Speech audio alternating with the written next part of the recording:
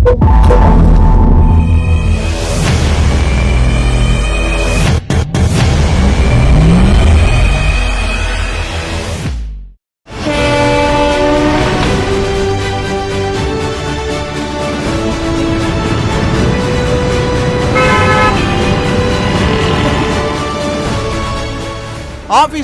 On time attendance கொடுக்கறதுக்காக local ட்ரெயினில் footboard அடிக்கும் போதும் சரி, சிட்டி பஸ்ஸில் சீட்டு கிடைக்காம தவிக்கிறப்பையும் சரி, நமக்குன்னு ஒரு கார் இருந்தால் எப்படி இருக்குங்கிறது தான் பல பேரோட ட்ரீமாக இருக்கும். இதனாலேயே காருங்கிறது அன்றாட தேவைங்கிறத தாண்டி நம்ம மக்களுக்கு ஒரு மரியாதைங்கிற மனநிலையை உண்டு பண்ணியிருக்கு. சொந்தமாக கார் வாங்கி அதில் சந்தோஷமாக குடும்பத்தோட ஒரு ரைடு போகிறதுங்கிறது இன்னைக்கும் ஒவ்வொரு நடுத்தர குடும்பத்துக்கும் லைஃப் டைம் அச்சீவ்மெண்ட் தான். இதனாலேயே அடிச்சு பிடிச்சி லோனை போட்டு இஎம்ஐலையாவது ஒரு காரை வாங்கிடணும்னு தீயா வேலை செஞ்சுக்கிட்டு இருக்கிற நம்ம மக்கள் அந்த ஆசையை கொஞ்சம் கொஞ்சமாக நிறைவேற்றிக்கிட்டும் இருக்காங்க. இந்தியாவில் 10 வருஷத்துக்கு முன்னாடி இருந்த கார்களோட எண்ணிக்கையும் இன்னைக்கு இருக்கிற எண்ணிக்கையும் ஒப்பிட்டு பார்த்தா எப்படா அப்படின்னு தான் சொல்ல தோணும். கார் வாங்குற கஸ்டமர்களோட எண்ணிக்கை எப்படி அதிகரிச்சுக்கிட்டே போகுதோ அதே அளவுக்கு பெட்ரோல் டீசலோட தேவையும் அதிகமாகிட்டே இருக்கு.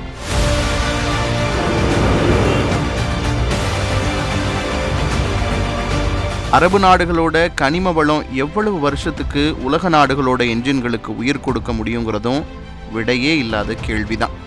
இதனால பட்டர்ஃப்ளை எஃபெக்ட் மாதிரி எரிபொருட்களோட விலையும் கடந்த காலங்களில் அதிகரித்த சராசரி அளவை விட பல மடங்கு ஏறிக்கிட்டே இருக்குங்கிறத சொல்லித்தான் தெரியணும்னு அவசியம் இல்லை. அதே நேரம் டெல்லி மாதிரியான மெட்ரோ சிட்டிகளில் வாகன புகையால் ஏற்படுற காற்று மாசு அப்படிங்கிறதும் இன்னைக்கு மிகப்பெரிய பிரச்சனையாக மாறி இருக்கு.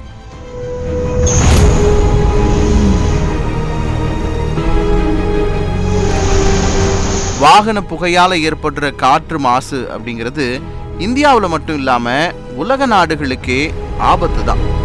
இதனால வருங்காலத்தில் காற்று மாசுபாடை குறைக்கிறதுக்காகவும் எரிபொருட்கள் பற்றாக்குறையை தடுக்கிறதுக்காகவும் பேட்டரிகளால் இயங்கக்கூடிய வாகனங்களை பல உலக நாடுகள் சந்தைப்படுத்த தொடங்கியிருக்காங்க.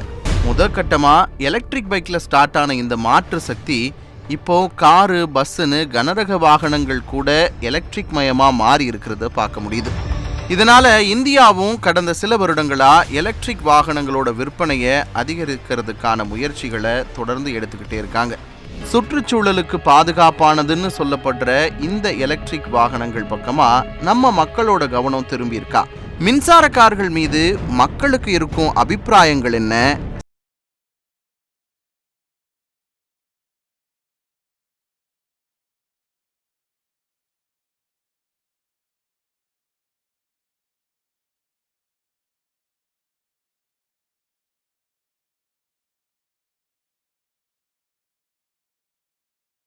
டீசல்ல தொடங்கின கார்களோட ஓட்டம் அடுத்த கட்டமா பெட்ரோல், கேஸ்ன்னு காலத்துக்கும் தேவைக்கும் ஏற்ற மாதிரி மாறிக்கிட்டே தான் இருந்திருக்கு. அந்த வகையில இப்போ ஆட்டோமொபைல் துறையோட அடுத்த வாரிசுன்னு எல்லோருமே சொல்ற இடத்துக்கு வந்திருக்கு பேட்டரி வாகனங்கள். உலகத்திலேயே சீனாவில் தான் அதிகமான பேட்டரி கார்கள் பயன்படுத்தப்படுறதா புள்ளி விவரங்கள் சொல்லுது. மக்கள் தொகையில சீனாவை மண்ணக்கவ வச்ச நம்ம ஊரு சுற்றுச்சூழல் விஷயத்துல சும்மா இருக்க முடியுமா? அதனால தான் சமீப வருடங்களில் இந்தியாவோட கவனமும் பேட்டரி கார்கள் பக்கமாக யூட்டர்ன் போட்டிருக்கிறத பார்க்க முடியுது. அறிமுகப்படுத்தப்பட்ட புதுசில் மின்சார கார்களுக்கு மக்கள் மத்தியில் சரிவர வரவேற்பு இல்லாமல் போனது என்னவோ உண்மைதான். ஆனால் நாளுக்கு நாள் அதிகமாகிட்டே போகிற பெட்ரோல் விலையையும் அரசுகளே பேட்டரி கார் வாங்குபவர்களுக்கு கொடுக்குற சிறப்பு சலுகைகளாலும் மின்சார கார்களோட விற்பனைக்கு ஆக்சிலேட்டர் அழுத்தி விட்டுருக்கு. லாஸ்ட் 1.5-2 years இந்த காசோட மக்களுக்கு ஓரளவுக்கு தெரிய ஆரம்பிச்சிருக்கு சார். ஸோ இந்த காசு ரொம்ப நல்லாவே போயிட்டுருக்கு. நம்மளே பார்த்தீங்கன்னா உங்களுக்கு கோனா நம்ம எக்ஸ் சீஃப் மினிஸ்டர் இபிஎஸ் தான் இது பண்ணி பழனிசாமி சார் ஹுண்டாயில் ஆரம்பிச்சிருச்சாங்க கோனா காசு. அதுக்கப்புறம் அயோனிக் நம்ம லாஸ்ட் 2 months முன்னாடி லான்ச் பண்ணோம். ஸோ அதுவும் சக்ஸஸ்ஃபுல்லாக தான் போயிட்டுருக்கு. அயோனிக் இப்போதைக்கு full and full complete building யூனிட்டாக நம்ம இம்போர்ட் பண்ணி கொடுத்துட்ருக்கோம். ஃப்யூச்சரில் இந்தியன் மார்க்கெட்டில் ப்ரொடக்ஷனுக்கான வரும். ஹுண்டாலேயே new EV productions small segment cars வரக்கான பிளான்ஸும் போயிட்டுருக்கு. அதுக்கான ப்ராஜெக்ட்ஸ் அண்டர்கிரவுண்டில் போயிட்டுருக்கு. மேபி இந்த இயர்லேயோ நெக்ஸ்ட் இயர்லேயோ வரக்கான பாசிபிலிட்டிஸ் நிறையா இருக்குது. இப்போ பார்த்தீங்கன்னா இயர்லி எலக்ட்ரிக் வெஹிக்கிளோட சேல் இன்க்ரீஸ் ஆகிட்டே தான் போகுது. கஸ்டமர்ஸ் பையர்ஸ் ஜாஸ்தி ஆகிட்டே தான் போகிறாங்க. இப்போ ஓவரால் டாடா மோட்டார்ஸ்னு எடுத்துட்டிங்கன்னா இவி மார்க்கெட் ஷேர் பார்த்திங்கன்னா மோர் தென் 80% ஆஃப் இவி கார் சேல்ஸ் வந்து டாட்டாவோட பிராண்டில் தான் போயிட்டுருக்கு பர் இயருக்கு பார்க்கும்போது. இந்திய கஸ்டமர்களோட மனசுல கொஞ்சம் கொஞ்சமா பேட்டரி கார்கள் சார்ஜ் ஆகிட்டு இருக்கிறதால கடந்த நிதியாண்டுல இருந்தே பல முன்னணி கார் நிறுவனங்களும் எலக்ட்ரிக் கார்களை தயாரிக்க தொடங்கியிருக்காங்க. பெட்ரோல் கார்கள்ல இருந்து எந்த விதத்திலும் அதன் தரம் குறைஞ்சிடாதபடி புதிய மாடல்களும் சந்தைக்கு வர தொடங்கியிருக்கு. உங்களுக்கு ஐஸ் இன்ஜின் கம்பேர் பண்ணும்போது எலக்ட்ரிக் வெஹிக்கிள்ஸ்ல எல்லாம் பார்த்தீங்கன்னா ஒரு வைப்ரேஷனோ ஒரு சவுண்டோ இருக்காது. ரொம்ப நாளாக நம்ம வெஹிக்கிளில் ஐஸ் இன்ஜின் யூஸ் பண்ணிகிட்டு இருக்கோம். அதில் பார்த்தீங்கன்னா உங்களுக்கு அந்த வைப்ரேஷனோ ஒரு சவுண்டு இன்ஜின் நாய்ஸ்லாம் இருக்கும். இது எலக்ட்ரிக் வெஹிக்கிள்ஸ் போயிட்டோம்னா டாட்டான்ட்டு கிடையாது, எந்த ஒரு எலக்ட்ரிக் வெஹிக்கிள்ஸும் போயிட்டிங்கனாலும் உங்களுக்கு ரொம்பவே சாஃப்டாக இருக்கும். அந்த மோட்டர் மட்டும்தான் ரன் ஆகக்கூடியது. ஸோ உங்களுக்கு கம்ஃபர்ட் இன்னுமே லக்ஸூரியஸாக தான் கொடுத்துருக்கோம் நார்மல் ஐஸ் இன்ஜின். ஃபியூச்சர்ஸும் சரி கம்ஃபர்ட்டும் சரி நிறையா கொடுக்குது. நான் வந்து க்ரூஸ் கண்ட்ரோலு இப்போ நிறையா இருக்குது. வென்டிலேட்டரில் வந்து பார்த்திங்கன்னா உங்களுக்கு ஏசி வர மாதிரி, அப்புறம் கூல்டு பாக்ஸுன்னு சொல்லிட்டு நம்மளுக்கு பிவியில் இல்லாத அளவுக்கு வந்து பார்த்திங்கன்னா ஃபியூச்சரும் கம்ஃபர்ட் லெவலும் நிறைய கொடுக்குறாங்க. அதே மாதிரி சென்சார் தான் மெயினாக அது இவி யூஸ் பண்ணியிருக்கங்காட்டி ஏகப்பட்ட சென்சார்ஸ் தான் இது கொடுக்குறாங்க. ஆட்டோமேட்டிக்காக பிரேக் அப்ளை பண்ணிக்கிட்டே வந்து பேட்டரி கார்கள்னு சொன்னதும் பலருக்கும் ஷாக் அடிக்கிறது அதோட விலை தான். பொதுவாக 4 லட்சம் இருந்தாலே ஒரு பெட்ரோல் காரை வாங்கிட முடியும். ஆனால் எலக்ட்ரிக் கார்கள் இன்னும் அவ்வளவு குறைவான விலைக்கு வரல. ஆரம்ப விலையா 9 லட்சத்திலிருந்து 80 லட்சம் வரைக்கும் வசதிகளுக்கு ஏற்ற மாதிரி இப்போ விற்பனையாகிட்டு இருக்கு. ஆனால் இந்தியாவை பொறுத்த வரைக்கும் எந்த ஒரு கார் மிடில் கிளாஸ் பட்ஜெட்டுக்கு ஒத்து போகுதோ அதுதான் மார்க்கெட்டில் ராஜாவாக இருக்க முடியும். இதனால பல கார் நிறுவனங்கள் தரத்தோடு சேர்த்து அந்த காரை எப்படி பட்ஜெட் விலைக்கு கொடுக்கலாங்கிற முயற்சியிலையும் இறங்கியிருக்காங்க. இப்போ பேசிக் மாடல்னு எடுத்துட்டோம்னா எலக்ட்ரிக் வெஹிக்கிள்ஸில் ஸ்டார்டிங் எக்ஸ்ஷோரூம் பார்த்தீங்கன்னா உங்களுக்கு 8.7 லேக்ஸ்லேருந்து வெஹிக்கிள் ஸ்டார்ட் ஆகுது. அதிகபட்சம் பார்த்தீங்கன்னா நம்ம டாடா மோட்டர்ஸில் 21 லேக்ஸ் வரைக்குமே நெக்ஸான் மொத்தம் 3 மாடல்ஸ் இருக்குது. அதில் அதிக சேல் ஆகக்கூடிய மாடல் வந்து நெக்ஸானு. அதோட ப்ரைஸ் பார்த்தீங்கன்னா உங்களுக்கு 21 லேக்ஸ் வருது. இந்தியன் மார்க்கெட் காசில் வந்து 40 லேக்ஸ் வரை இருக்குது. இப்போ ஐயானிக் பார்த்தீங்கன்னா 40 லேக்ஸ் வருது. கோனா பார்த்தீங்கன்னா 20 லேக்ஸ் வரும். 25 லேக்ஸ்லேருந்து ஸ்டார்ட் ஆகும். இது மாதிரி இந்தியன் பிராண்ட்ஸில் இருக்குது. இது போக அதர் BMW, ஆடி இவங்க எல்லாமே வச்சுருக்காங்க. அது உங்களுக்கே தெரியும் 70-80 லேக்ஸ்லேருந்து அந்த பட்ஜெட்டில் இருக்குது. பட் இன்றைக்கி கஸ்டமர்ஸ் வந்து 10.5 லேக்ஸ்லேருந்து ஒரு இவி கார்ஸ் வாங்க முடியும்.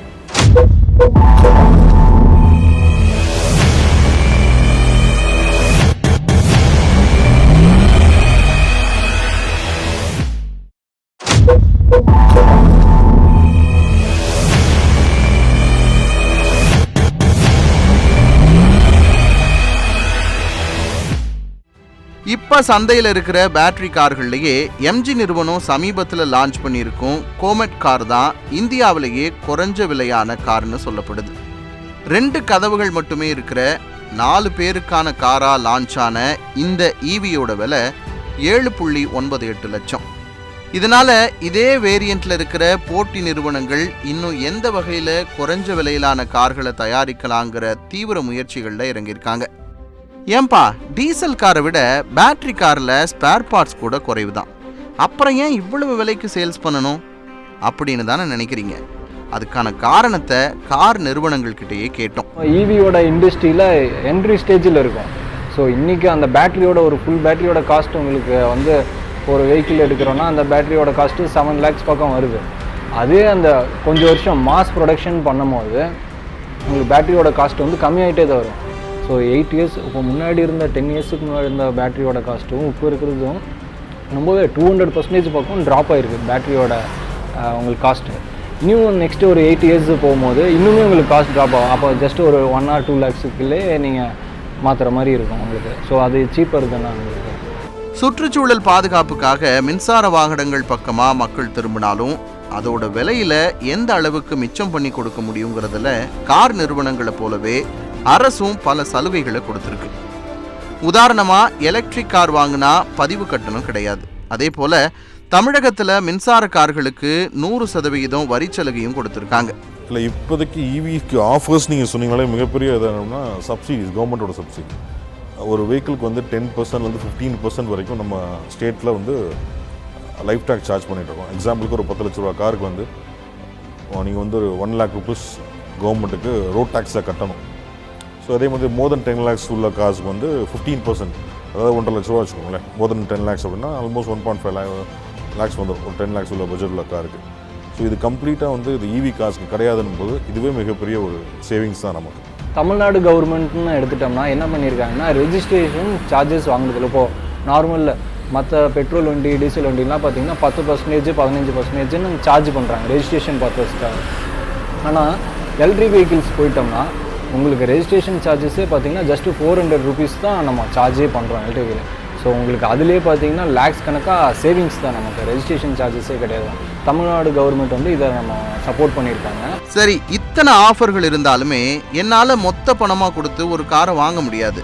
மாத சம்பளம் வாங்குற எனக்கு இஎம்ஐ தான் பெஸ்ட் ஆப்ஷன். அதனால் இவி கார்களுக்கு லோன் வசதிகள் எப்படி இருக்குமோங்கிறதும் நம்மள பல பேருக்கு இருக்கிற சந்தேகம் தான். ஸோ லோன்ஸ் மொத்த காசுக்கு பண்ணுற மாதிரி எல்லாமே ஈவிக்கும் பண்ண ஆரம்பிச்சு sir. Maximum loans like national பேங்க்லேருந்து, நேஷனலைஸ் பேங்க்லேருந்து, ப்ரைவேட் பேங்க்லேருந்து எல்லாமே பண்ணுறாங்க.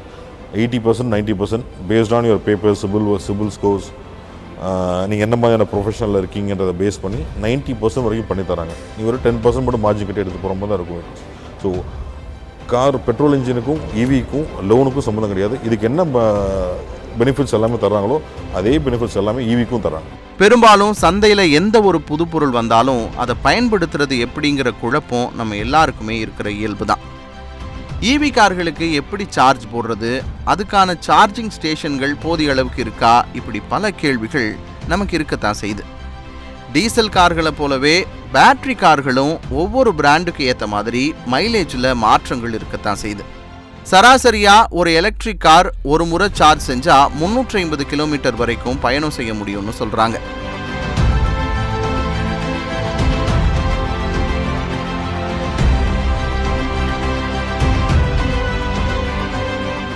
எந்த அளவு எவ்வளோ தூரம் நீங்கள் டெஸ்ட் பண்ணி பார்த்துருக்கீங்களா, எவ்வளோ ஸ்பீடு போகுதுன்னு, அதே போல் எவ்வளோ லாங் போகுது ஒரு சார்ஜ்னு டெஸ்ட் பண்ணி பார்த்துருக்கீங்களா? தாராளமாக பண்ணியிருக்கேன். லாங்கில் வந்து பார்த்தீங்கன்னா உங்களுக்கு வந்து பார்த்தீங்கன்னா எனக்கு 350 வரைக்கும் எனக்கு கிடச்சிருக்கு. நார்மலாக நான் யூஸ் பண்ணும்போது வந்து பார்த்தீங்கன்னா எனக்கு 350 வரைக்கும் இருக்குது.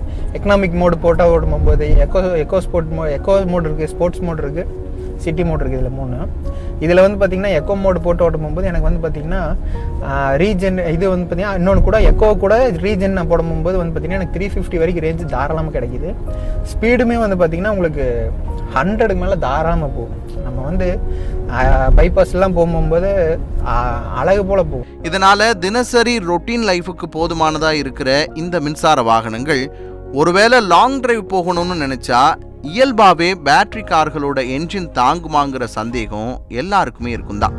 குறிப்பிட்ட தூரத்துக்கு ஒரு முறை பேட்டரிக்கு சார்ஜ் பண்ணணுங்கிறத தவிர வேற எந்த பிரச்சனையும் கிடையாதுன்னு தான் சொல்றாங்க.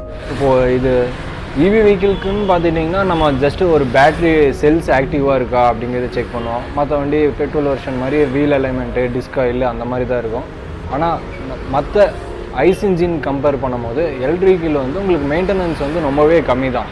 அதே மாதிரி வாரண்டியில் பார்த்தோம்னா நம்ம வெஹிக்கிள் பொறுத்தளவு 8 வருஷம் வாரண்டி கொடுக்குறோம். அதாவது பேட்ரி, மோட்டருக்கு. கிலோமீட்டர் வைஸில் பார்த்தீங்கன்னா 1,60,000 கிலோமீட்டர் வரைக்குமே வாரண்டி கொடுக்குறோம்.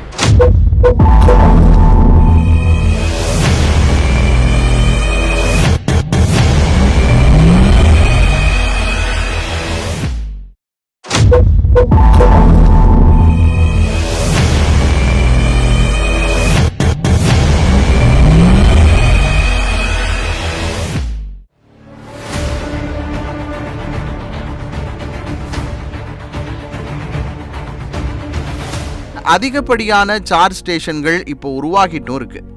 சார்ஜ் ஸ்டேஷன்களில் மட்டும் இல்லாமல் வீட்டிலையும் ஹோட்டல்கள்லையும் இப்போ கார்களுக்கு சார்ஜ் பண்ணிக்க கூட வசதிகள் அதிகமாக இருக்கிறதால பெரிய அளவுக்கு பயப்பட தேவையில்லைன்னு தான் சொல்கிறாங்க. பார்த்தீங்கன்னா சார்ஜிங் ஸ்டேஷன்ஸ்னு பார்த்தீங்கன்னா டாடா பவர்தும் இல்லாமல் நிறையா ப்ரைவேட்ஸும் வராங்க. ஜியானு, ஸ்நாக் 4 அந்த மாதிரி ரிலாக்ஸ் அவங்களாம் இருக்காங்க. அதில் இப்போ அது வந்து மோஸ்ட்லி பார்த்திங்கன்னா நிறையா ஹோட்டல்ஸில் வச்சுருப்பாங்க. ஏன்னா நம்ம போகிறோம், ஒரு பெட்ரோலுங்கிறது ஒரு 2 மினிட்ஸில் அடிச்சுட்டு போயிடலாம். ஆனால் இவி சார்ஜிங்கிறது பார்த்திங்கன்னா உங்களுக்கு ஒரு 1 hour வெயிட் பண்ணுற மாதிரி இருக்கும். அந்த 1 hour நம்ம டைம் ஸ்பெண்ட் பண்ணோம்னா அந்த ஹோட்டல்ஸ் மாதிரி போயிட்டோம்னா சாப்பிட்ற டைமில் கூட அந்த உங்களுக்கு அந்த டைம் வேஸ்ட் பண்ணுறது தெரியக்கூடாதுன்னு மோஸ்ட்லி ஹோட்டல்ஸில் வச்சுருப்பாங்க. ஸோ உங்களுக்கு டைம் போகிறது தெரியாது. நமக்கு இவி சர்வீஸ் பாயிண்ட்ஸ் வந்து இங்கே நிறைய ப்ளேஸில் வர ஆரம்பிச்சிச்சு. முதல்லையே இருக்குது, நிறைய ப்ளேஸில் இருக்குது. அண்ட் சார்ஜிங் பாயிண்ட்ஸ் வந்து எவ்ரி 30 கிலோமீட்டர்ஸில் வந்து கொண்டு வந்துட்டுருக்காங்க. இப்போ முதல்லையே ஒரு 3 இடத்துல இருக்குது. சென்னை பொருளில் கிட்டத்தட்ட ஒரு 6 இடத்துல சார்ஜிங் பாயிண்ட்ஸ் இருக்குது. ஸோ அப்படின்னும் போது யாருக்குமே எந்த பயம் இல்லை. ஒரு half an hour 45 minutes ஒரு லஞ்சோ ஒரு டின்னரோ ஒரு பிரேக்ஃபாஸ்ட்டோ சாப்பிட்ற டயத்தில் நீங்கள் சார்ஜ் போட்டிங்கன்னா 45 மினிட்ஸில் சார்ஜ் ஆகிடும்.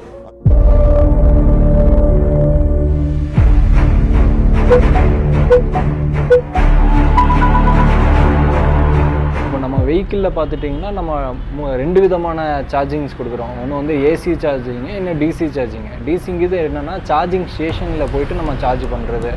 அங்கே போனீங்கன்னா ஒரு டைம் நம்ம ஒரு கம்ப்ளீட்டாக ஒரு 80% சார்ஜ் போடுறோன்னா ஒரு 53 மினிட்ஸில் சார்ஜ் ஏறிடும் உங்களுக்கு. அது வந்து உங்களுக்கு டிசி ஃபாஸ்ட் சார்ஜிங் சொல்லுவாங்க. அதே நம்ம வீட்டில் சார்ஜ் பண்ணுறது பார்த்திங்கன்னா ஏசியோடது. அதில் உங்களுக்கு வந்து பார்த்திங்கன்னா ஏசிலே பார்த்திங்கன்னா ஸ்லோ சார்ஜிங்கும் இருக்குது, ஃபாஸ்ட் சார்ஜிங் இருக்குது. இப்போ ஏசியில் ஃபாஸ்ட் சார்ஜிங் நம்ம பண்ணுறோன்னா அது உங்களுக்கு பார்த்திங்கன்னா 3.5 hours. இப்போ டியாகோ இப்போ லேட்டஸ்ட்டாக லான்ச் பண்ணியிருக்காங்க. அது வந்து ஜஸ்ட் ஒரு 3.5 hours வெஹிக்கிள் சார்ஜ் ஆகிடும். டீசல் கார்களோடு ஒப்பிட்டு பார்க்கும்போது மின்சார கார்களுக்கு 1 கிலோமீட்டருக்கு ஆகக்கூடிய செலவுங்கிறது பல மடங்கு குறைவாக இருக்குது. பெட்ரோல் வெஹிக்கிள்ங்கிறது பார்த்திங்கன்னா நம்ம ஒரு டைம் ஒரு 200 கிலோமீட்டர் ட்ரைவ் பண்ணுறோம் அப்படின்னா உங்களுக்கு மினிமம் ஒரு 1500 பெட்ரோல் யூஸ் பண்ணுவோம்.